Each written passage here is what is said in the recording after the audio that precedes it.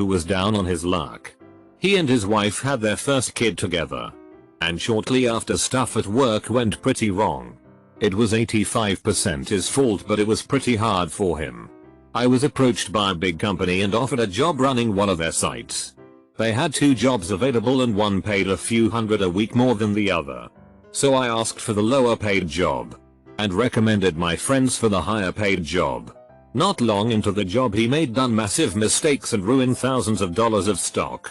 He then blamed this entirely on me, and now I'm between jobs. Till Dr. Got me fired from a job after I recommended him for a job I was offered. Edit. Everyone seems to be making some pretty huge assumptions here. So I'll just clarify a few things. 1. I'd worked with him for years. Pre-kid, and he was solid. 2. We became friends through work. And I had no reason to doubt anything he ever told me. I work in hospitality. So ask any chefs how many friends they have outside their brigade. I discovered the lying after I lost my job. 3. I am aware most people look after themselves first. But he had a newborn. I couldn't really stand by and see a kid not have what he needs because I'd rather look after myself. 4. I discovered things were 85% his fault. After all of this went down. Hindsight, man. It's a hell of a concept. Right? My 60-year-old mother-in-law wanted to sign her house over to us because she has no retirement and no money saved. My wife was pregnant with our second child and she told us she wanted to be a stay-at-home grandma. I would be coming in and paying for everything. So we sold our house, paid off our debt, and cut a check for $54,000 to her ex-husband, which paid off the house in full. Then I made $10,000 worth of home repairs. All bills were transferred in my name. When it came to sign the deal, suddenly she didn't want to do it. Told us she wanted things to go back to the way they were.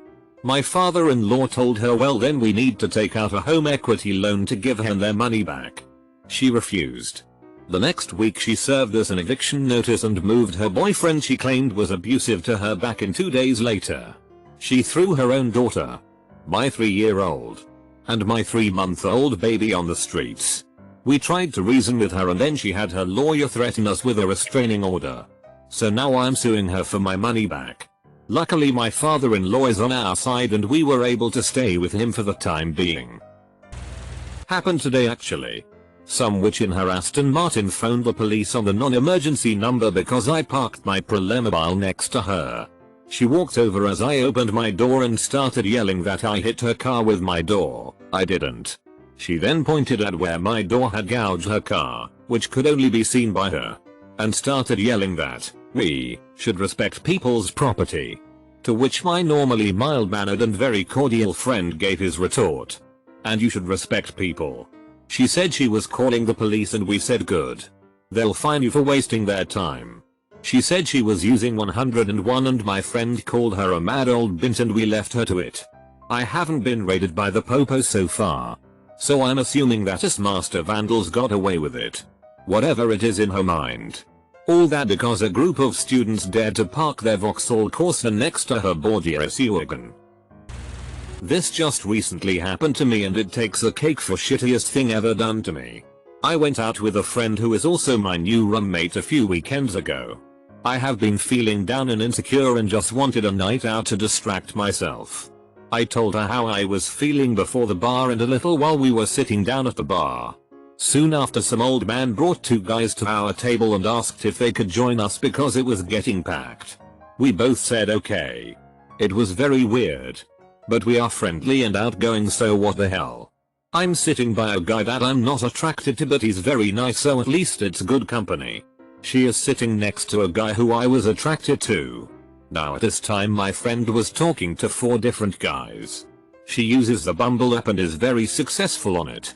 So that being said, we go up to the bar and order everyone shots and I tell her I think he's cute.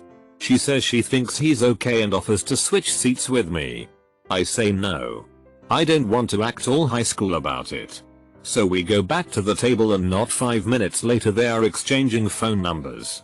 5 minutes after that her legs are across his lap. His arm is around her and they are in full-on cuddle mode. I was completely confused. I had just opened up about how shitty I was feeling about myself lately, as well as telling her I think this guy is cute and she takes him for herself. Not to mention this makes guy number 5 for her. I went to the bathroom and cried like an idiot. No friend I could think of would ever do something like that. So, there it is. It doesn't compare with most of these posts. And considering this is over 17 hours old, I doubt anyone will read it. But it felt good to get it off my chest. I had a babysitter when I was in 1st grade that I blame all of my social anxieties on. This old woman was a devil. She sat a lot of kids and only the one related to her got special treatment. Every other kid had to just sit there and watch the favorite play with toys. When it was time for food, the favorite got to sit at the table whilst we were on the floor. We had a time limit to eat our Chef Boyardees and the last kid to finish would get hit with the hard end of a flitwitter. I remember finishing and looking at the other kid. He immediately started crying and I just had to sit there and watch as he was scolded for not being fast enough. The favorite thought it was fun to bite people. Numerous times when I was waiting for the bus I would turn around and tell her I had to use the bathroom. She would just yell at me to shut up and face the road. Shortly, streams of urine darkened my pants and festered until the school had me a change of clothes. One day when my mom dropped me off I started to cry as soon as the minivan door opened. I wouldn't tell them why and I would love to believe my parents were smart enough to link up what was happening. I associated these events with my bad habits 20 years later at work one day. I started crying because I realized there was nothing I could do about what she did to me. TL. Dr. A babysitter tortured me as a child. I was in the military and deployed to Iraq. I had a girlfriend who was living in my house with her sister and I set up an account and directed money to it to pay bills. Went home on leave. House was trashed and almost empty and none of my bills or rent had been paid for 3 months and my car was repossessed. That was in 2006 and it took me until last year to really recover financially and get my credit to a decent level. Also, for years afterward she would still hit me up on Yahoo like I still wanted to talk to her and like nothing had happened. I had a friend who I had known for years who had some pretty major issues come up in her life and needed to find a new place to live and a way to pay for it. I agreed to rent her an apartment by the beach and pay her rent for a little while until she got things in order. Not only did she lie to me for 4 years about her progress, going to school, looking for a job, etc. She was suddenly diagnosed with lupus and it was going to kill her and she didn't care and wasn't going to get treatment. But that also meant that she couldn't ever look for a job and pay her own way. This is when I finally realized that I was being taken advantage of and lied to and I gave her 4 months to get her shit together and pay her own rent. Well, she didn't start paying her own rent and I get a call one day from the landlord saying that I owe him 3 months back rent because it's still in my name. I worked things out with the landlord so that he won't put my name on the eviction papers. It cost me over $5k to save my credit. But when she answered the complaint against her, she had the nerve to say that she had been giving me money and I was keeping it and not paying rent.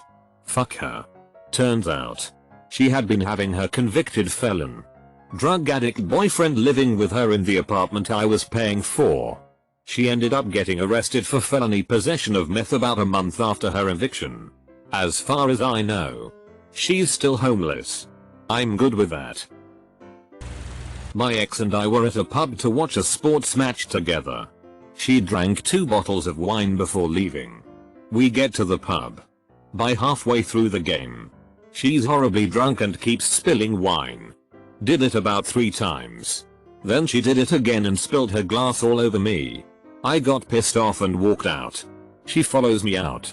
Demands to know what she did wrong. Seriously. I said get in the car. We're going home.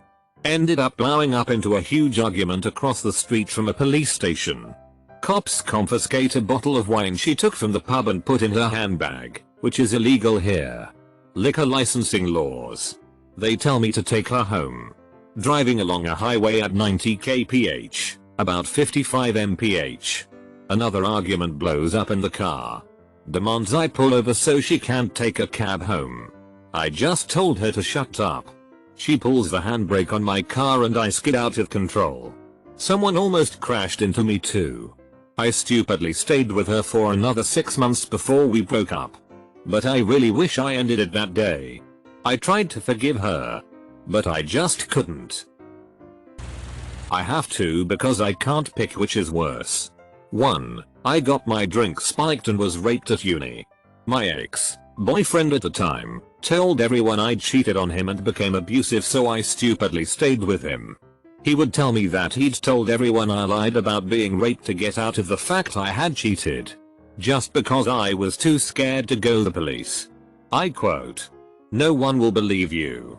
Everyone knows I'm a good Christian guy." What makes it worse is that I had just moved out of my hometown where he lives. So everyone there believes him as I haven't had chance to clear my name. To add insult, he actually cheated on me and gave me chlamydia, which was nice. The only way I got out of the relationship was for him to dump me, so I flirted with guys on Facebook and deliberately left it logged onto his PC. 2. Another ex. No red flags up until this point. My taste in men isn't as bad as this post depicts. Lol. Decided to tell me he was going to stay alone at a hotel with his ex and also would lie about getting beaten up. Which obviously was enough for me to end it. When I did, he posted nudes of me on Twitter. Lied to people that I'd tried to trap him by faking pregnancy. It was actually a late period. Which I had made clear from the off and kept him informed. Made various other lies and then began to threaten me. Rang me 25 times in an hour. I went to the police, who did absolutely nothing. I moved away from home for 5 months across the country for a work project in Florida. I lived with my then GF of 6+ years. We were to get married within a year. For our 7-year anniversary I flew her into town and got us a really nice hotel on the beach along with a very nice dinner. This was 4 months into my stint. After our nice dinner we go back to our hotel room. I'm expecting romantic sex. Instead she breaks up with me, gaslighting me, saying I was an abusive man and that everything was my fault. She was always like this, but I was too young and inexperienced to see the red flags. I had to spend that last month away from home in what I would describe as the most anxiety-inducing, painful time of my life I've ever spent. When I came back home I came back to an empty house. 90% of the stuff was hers, and basically restart my life from where I left it and pick up the pieces. I find out a couple months later that she was cheating, who knows how long, and now has a kid with another man. To this day, though I don't hate her, words still cannot describe what I feel for this woman. It's a lot of nothing, mixed with disbelief, mixed with many other bags of emotions. Silver lining is that things are great now. I learned a lot about myself and have become a way better man. So yeah. Bullet dodged. Ostracized me from the first day joining a new school. I had gone to public school until I was in 7th grade. Homeschooled for a year while we moved. The transition was smoother that way. And then placed in a very small private school for high school. This school was small. Like 12 kids in my graduating class small. And they were Christian. Heavily Christian. I had grown up in a big city about 5 minutes from a scatter park, so most days of my life were spent there skating with friends and seeing shows. We had around 1-2 shows a week, from 3rd grade on. That old 90s punk versus prep mentality was still going strong at this time. And no matter how much I kicked and screamed about going to that school, my parents sent me there. I could tell plenty of stories of how I was treated. But it really all boils down to pure ostracization. I tried all 4 years making friends there, but we just never gelled. It was exactly like a cheesy movie where Simple Plan plays I'm just a kid while some emo kid walks down the hallway. Except I wasn't emo and I actually tried to make friends. It was almost like a cult. There were a few occasions where 1 or 2 of some parents from school would approach me and tell me they would pray for me, that I'd find my way to the Lord. Seriously. Weird 4 years of my life. I realize this one isn't a super exciting story of getting treated like shit. It's one of those situations where there were so many times where I was treated like shot that I can't remember a single one that was worse than another. I can say I'm better for it in the end and use those years of crippling depression to fuel my drive to get the hell away. But it was hard at the time. Needless to say, I despise Southern Baptists. I woke up one day and tried to call my fiancée to talk about dinner, but she wasn't picking up. So I called my bandmates to ask about practice later that day, but no one answered. I got a call from a friend who basically told me that, on behalf of all the above people, that I should not come around anymore.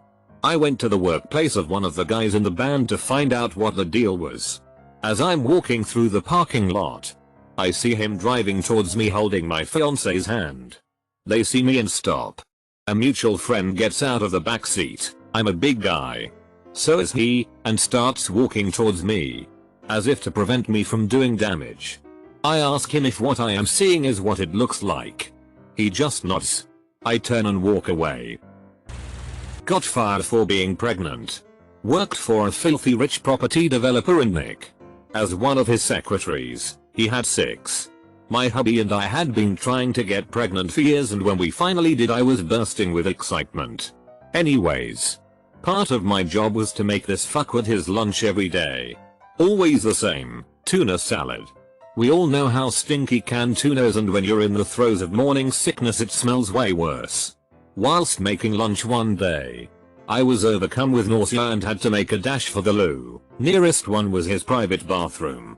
Made it to the toilet in time and managed to contain the explosion of vomit. He wasn't in the office at that moment, so no harm done.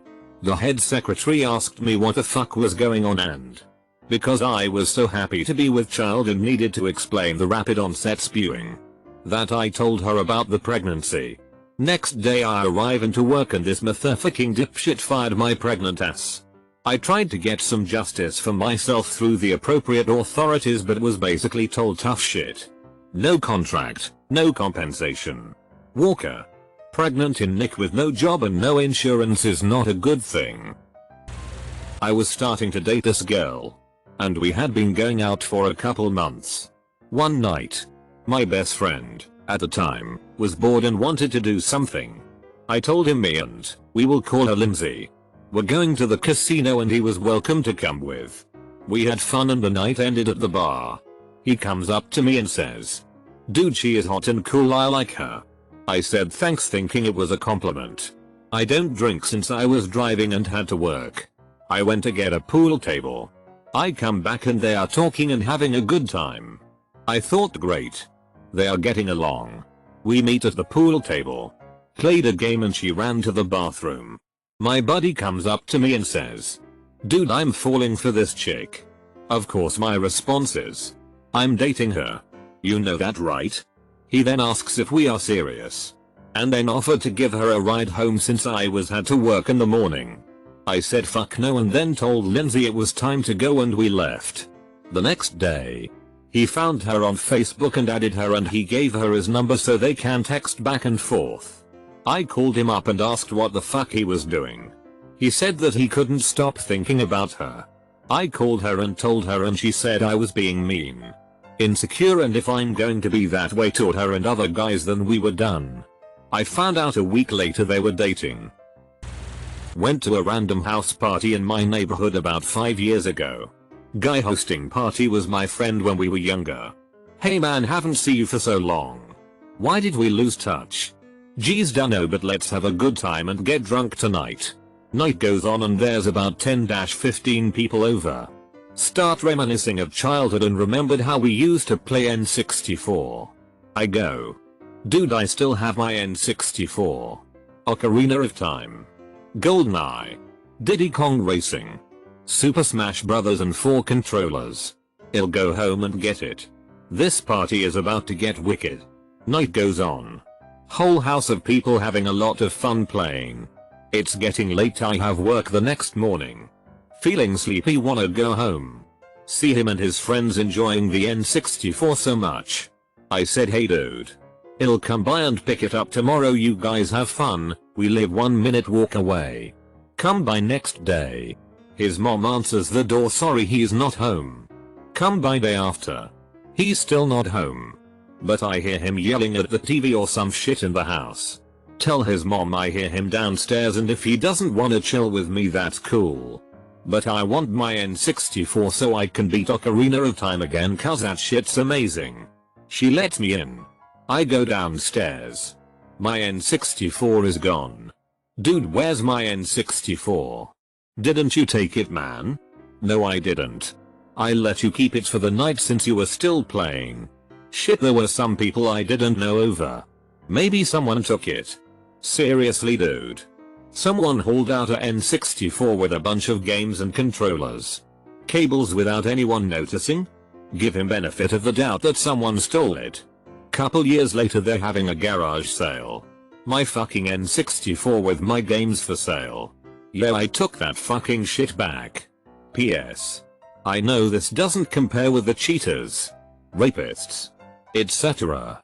But it's fucking Ocarina of Time, man. And I needed to hear the Song of Storms again, okay? Probably gonna get buried, but whatever. A few years ago I was eating dinner with my father when there's a knock on the door. It's the police. They tell us that we have 15 minutes to get our stuff and get out. We're confused. Turns out my mom, who is disabled and has a suspended license, took money out my wallet, got a cab to the county courthouse, went before a judge and told him that we, my father and I, were abusing her and got a restraining order placed against us. The whole process was a nightmare. We lived in a hotel for a month before eventually staying a few months with my aunt. Meanwhile, the entire time my mom is calling and taunting us.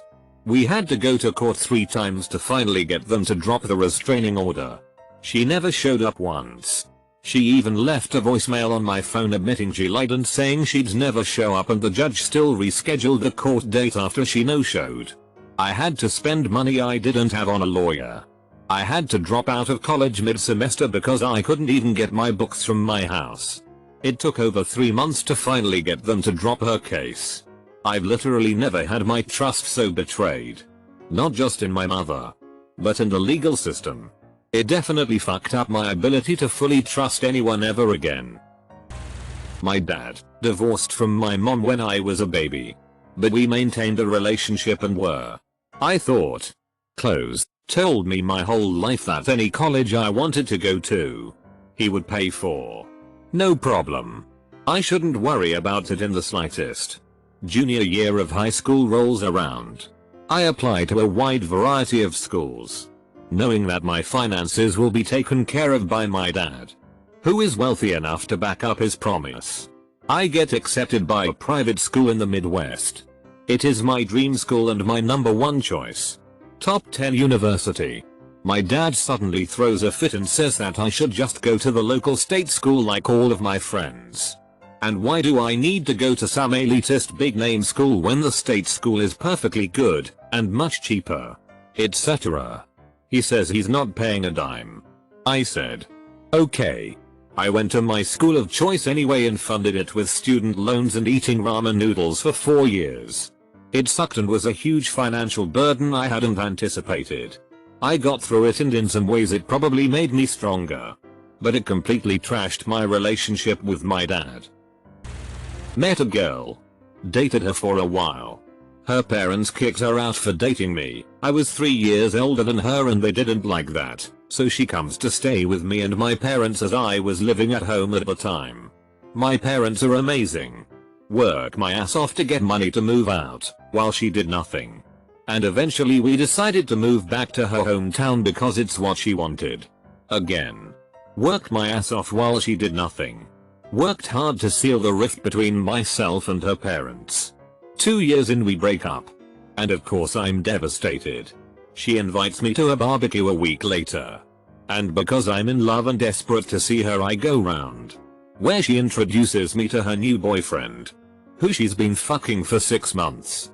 2 weeks after that, 2 weeks which I mostly spent drunk if I'm honest, she gets in touch and asks if I want to come round for a quickie. Because she loves him but I'm better in bed. So yeah. That was fun.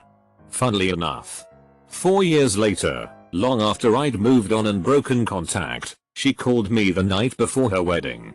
saying she'd caught her husband to be messaging other women on Facebook. Oh, how I laughed. I used to be extremely antisocial. Really bad. I met this girl. She was perfect. We dated for over 2 years. We did everything together. We went on trips together. I helped pick out her puppy. She was my best friend. I loved her. My family loved her. All my friends loved her. I had over $4,000 saved up to buy her an engagement ring. She helped me be a better person. She broke up with me over text message on a Monday night. We can't be together anymore. I called her thinking it was a joke. Like someone at her work at her phone or something. What do you want, she says when she answered. This is over, and she hung up. I haven't been the same since. This was almost 4 years ago.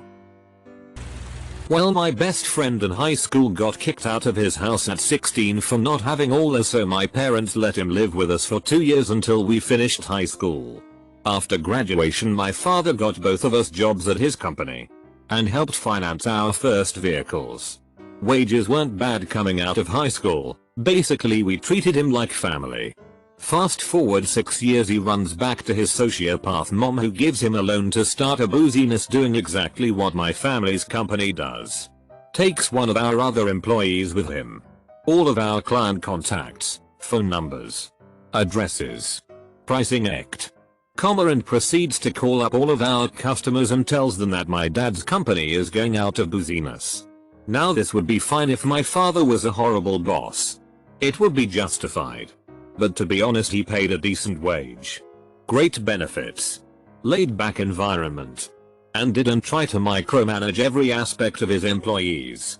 And if my friend would have asked, he would have been more than willing to help them get started with their own company. He had done it in the past. When I was 18, I graduated high school and decided to go out and do the fun college stuff with my friends that were already in school. Decided to go downtown and get drinks with one of my girlfriends and a couple of other acquaintances. The girl I took with me, originally I'd known since elementary school. We've been pretty good friends, best friends at that, I would think, and we were pretty inseparable up until that day. Ended up getting really drunk at the nightclub and puking everywhere, so naturally the girls want me to put me in the car to collect my friend that I came with to go home. Instead, she insisted on partying with my friends. Were trying to convince her to leave, and in the meantime she said she'd just go check on me to make sure I was okay. Well, instead she saw a man take me out of her car and then told our friends that I'd hitched a ride home when they knew that wasn't possible. So when they proceeded to ask her, she just said she don't know I got a ride, so they ended up calling the police. And for good reason, because I was raped that night. And my friend lied to the police too. Because she's a wholesome girl with good moral values. And didn't want her parents to know that she lied to them about going to a club. So she insisted to lie to the police. If it weren't for those other 2 girls that I met up with that night, who I'd only met and known for a few months, nothing would have been done about it. I was so ashamed and scared because that girl went around telling everybody that I wanted to get fucked whenever I was dragged half asleep out of a car. I lost half my friends because they believed her. Which was okay. But on the bright side, or not necessarily bright, BC, nothing's happened yet, but if it weren't for those girls calling the cops and having them do the rape kit on me, I would have never found my rapist. That was now 8 years ago, and they just barely found him. Charges are still pending, but 8 years later, and I must have a sense of redemption, and I'm no longer ashamed or scared about the situation, but it was definitely one of the shittiest things that ever happened to me. My aunt. While my grandmother was dying in a hospice and all 30 plus of us were there to say goodbye, my aunt snuck away and robbed my grandparents. Took everything of value. And lots of homemade crafts that had unlimited sentimental value. Quilts made for specific kids. Beautiful woodworking pieces. Dolls crafted for each family member. etc. And skipped town. 2 months later, she has a psychotic break. Douses her entire house in kerosene and lights the match with herself in bed. Firefighters had to cut the window out of the house to get to her. Everything she stole was lost. No one in our family has any photos or memorabilia that belonged to my grandmother now. No crafts. None of her antique jewelry. None of her bonds. Nothing left to any kid from her will. Nothing. It hurt all of us so much we've cut Auntie out, but she still tries to bully her way back in. When I was pretty young, around my early teens, we went to vacation on the Canary Isles. I met this great girl there, and it was a real youth romance. One of the greatest holidays of my life. Awkward young me with this beautiful girl at one of the most beautiful places in the world. For a whole 2 weeks. Well, we tried long distance. So we Skyped, but she grew distance. But young and unexperienced me was in denial. Also in denial about a lot of other flags about her. A lot of which aren't her fault. Difficult family etc. It was also obvious that she was desperate for attention. Always trying for something to be up. Anyway, as an extension of this, she also really wanted for me to visit her. So, enthusiastic and youthful romance. I saved almost all my allowance to visit her the very next holidays. I was so excited. Heart bumping. 5 hours train trip. Backwards ticket booked for 7 days later.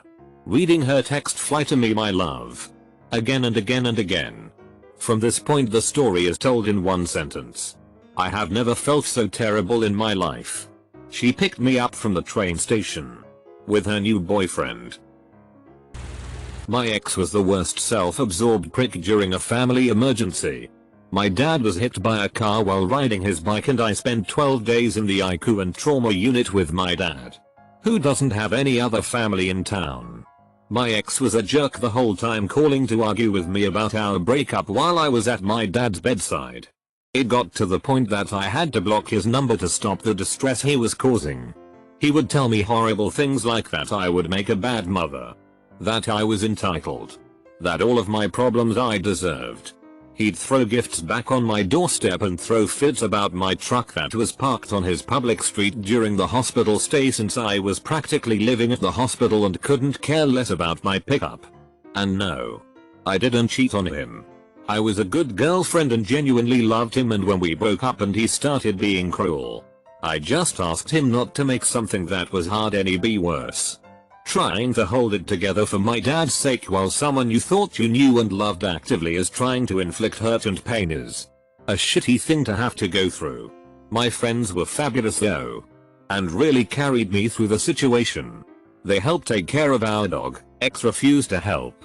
Brought me clothes and food and underwear to the hospital and just were incredible. When I was 12 my dad went to Korea. He was in the army. He was going to be there for a year by himself. He moved me, my mom, my brother, and my sister into a little 2-bedroom shack. My mom had her own room. Me and my brother shared a room. And my sister made a makeshift room on the porch. It was a covered porch and was decently insulated. My mom went crazy. She started hanging out in chat rooms and flirting with random guys on the internet. She would do terrible things early in the night and tell us to go to bed so she could have private time. The house was really tiny so you could hear everything. Eventually my mom quit taking care of us. Me and my sister learned how to cook. I didn't know how to clean a house very well, so it was a constant mess. We would have to beg our mom to go grocery shopping. She would get stuff we could cook with and would leave us alone again. She would get pissed if we didn't have food ready. I had to teach my brother stuff from school. I had to stick up for my brother and sister at school for being poor. I had to make sure my brother and sister had clothes for school and make sure they could go. My house was covered in dirty clothes and dishes and trash. My mom kept her adult toys laying around the house. We found kittens and tried to take care of them on our own, but we were too young. The shit all over the house, but we never knew where because the house constantly stank. My mom didn't care. She started cheating on my dad with random soldiers. She forced us to stay with strangers so she could go bang some soldiers a few states over. My dad came home and blamed it on me. He made us move to another state to live with my grandparents. Me and my siblings could have been put in foster care because of how shitty we were living. I had to take care of 2 kids at that age and I haven't been the same since. Someone in high school made me believe for a month or 2 that he was interested in me. But since I didn't know him, I told him I wanted to know him better. After 2 months of him telling me nice things and stuff, I began to be interested too. And at that moment he told me to fuck off. That I was in fact very ugly and stupid. During the time I thought he was interested. He took a picture of me.